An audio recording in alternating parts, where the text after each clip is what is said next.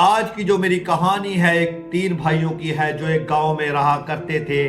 दो भाई कमजोर थे, एक भाई ताकतवर था।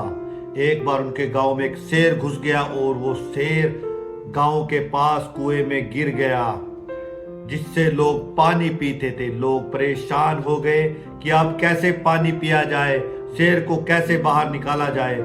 सभी लोग एक दूसरे को कहने लगे कि कौन कुएं के अंदर प्रवेश करेगा, उस शेर को बाहर निकालेगा। सभी लोग मना कर गए। एक व्यक्ति उनके पास आकर बोला कि एक व्यक्ति कुएं में प्रवेश कर सकता है। वो जो तीन भाई है ना, उनमें से जो सबसे ताकतवर है वो व्यक्ति यह कार्य कर सकता है।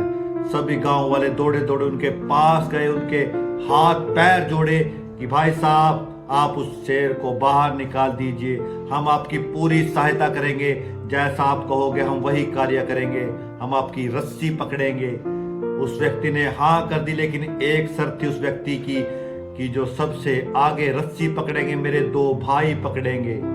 लोग हंसने लगे क्योंकि वह बहुत कमजोर थे कि वह यह कार्य कैसे करेंगे, लेकिन उन्होंने यह शर्त रखी, इसलिए गांव वाले ने वो शर्त मंजूर कर ली और उन दो भाइयों को सबसे आगे रखा गया और बाकी जो गांव वाले थे पीछे रहे और उसको आदमी को कुएं के अंदर प्रवेश कराया गया।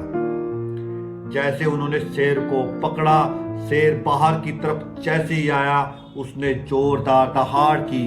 उस दहाड़ से सभी गांव वाले डर गए और सभी रस्सी छोड़कर भाग गए। वो यह नहीं समझ पाए कि जो अंदर कुएं के अंदर जिन्होंने प्रवेश किया है वो खतरे में आ सकता है, लेकिन सब अपनी जान बचाकर भाग गए।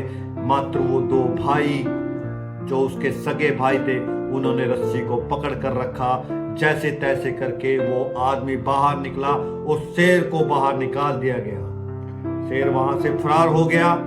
जब गांव वाले उनके पास पहुंचे और उनको कहा कि आपका बहुत बहुत धन्यवाद कि आपने गांव वालों की जान बचाई है, तो वह आदमी एक ऐसी बात बोलता है जिससे सब हक्का बक्का रह जाते हैं कि मेरी जान आप लोगों ने नहीं, मेरे दो भाइयों ने बचाई है।